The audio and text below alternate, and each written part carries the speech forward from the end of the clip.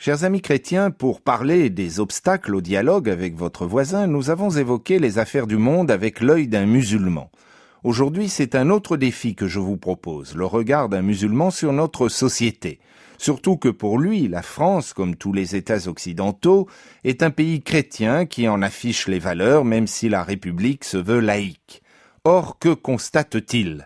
Sur les affiches, dans les magazines, au cinéma, ses yeux rencontrent des femmes dénudées, des attitudes suggestives, des scènes explicites pour ne pas dire plus. L'alcool se consomme sans modération, malgré l'avertissement, c'est un produit banalisé. Pareil pour le tabac et surtout les drogues, douces ou dures, dont on parle de plus en plus ouvertement. Ce visage-là est-il le reflet d'une société chrétienne ?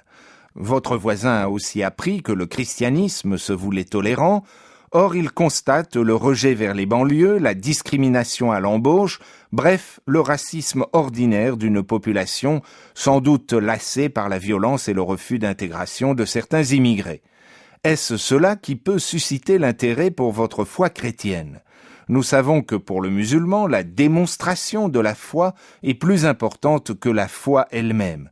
Choqué par cette société soi-disant chrétienne, votre voisin ne doit pas être déçu par vous en tant qu'individu.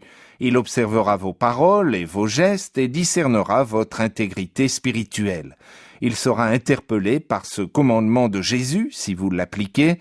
Tout ce que vous voulez que les hommes fassent pour vous, faites-le de même pour eux, car c'est la loi et les prophètes.